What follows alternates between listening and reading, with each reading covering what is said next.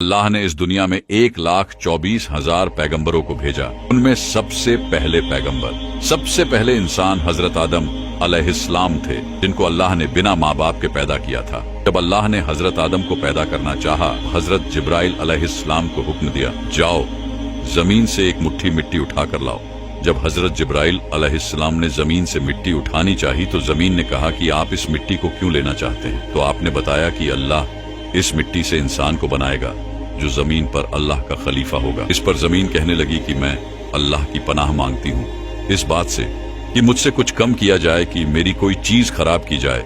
तो हजरत जिब्राइल अलैहिस्सलाम बिना मिट्टी लिए वापस चले आए और अल्लाह से अर्ज की, ए मेरे रब, जमीन ने तेरी पनाह मांगी तो मैं तेरे नाम और तेरी इज्जत का अदब रखते हुए वापस आ गया और उसे पनाह दे दी। फिर अल्लाह ने हजरत मिकाइल को भेजा तो वो भी इसी तरह वापस आ गए। फिर अल्लाह ने हजरत इजराइल को भेजा।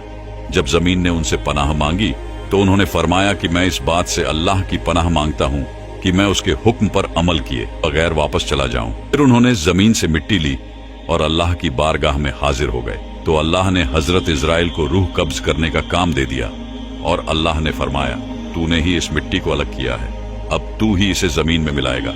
और इस तरह इनका नाम मलाकुल मौत पड़ा। हमारे नबी इरशाद फरमाते हैं कि अल्लाह ने हजरत आदम को एक मुट्ठी मिट्टी से पैदा किया है जो पूरी जमीन से लाई गई थी, जिसमें लाल, सफेद, काली, नरम और सख्त मिट्टी शामिल थी।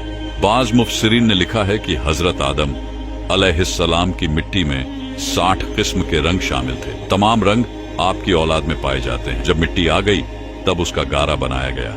फिर कई साल तक उस पर बारिश बरसाई गई। फिर उसे हवाओं के जरिए खुश्क किया गया तो बजने वाली मिट्टी की तरह हो गई। फिर फरिश्तों को हुक्म हुआ कि इसको मैदान ए अराफात के पास वादी नौमान में रख दिया जाए। फिर अल्लाह ने अपने दस्ते कुदरत से हजरत आदम अलैहिस्सलाम का पुतला बनाया।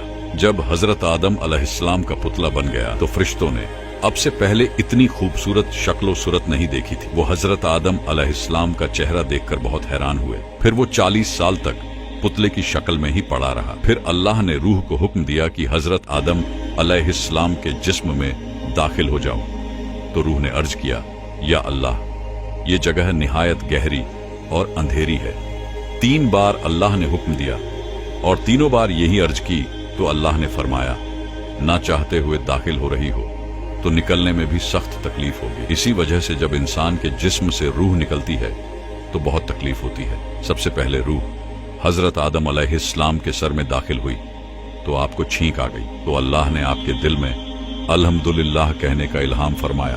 तो आपने अल्हम्दुलिल्लाह कहा तो इस पर अल्लाह ने खुद या रेहमुकल्लाह कहा। जब आपके सारे जिस्म में रूह पहुंच गई तो अल्लाह ने फरमाया, ए आदम, बता मैं कौन हूं? हजरत आदम ने कहा, तू अल्लाह है, तेरे सिवा कोई इबादत के लायक नहीं। अल्लाह ने फरमाया, तूने सच कहा। फिर अल्लाह ने हजरत आदम अलैहिस्सलाम को फरिश्तों की बैठी हुई जमात के पास भेजा और फरमाया, जाकर कहो अस्सलामु अलैकुम। तो उन्होंने फरिश्तों से कहा, अस्सलामु अलैकुम। तो इस पर फरिश्तों ने जवाब दिया, वालेकुम अस्सलाम रहमतुल्लाह। फिर अल्लाह ने फरमाया, ए आदम, ये तुम्हारा और तुम्हारी औलाद के बीच का सलाम है। तो इस तरह हजरत आदम अलैहिस्सलाम की तख्लीक हुई।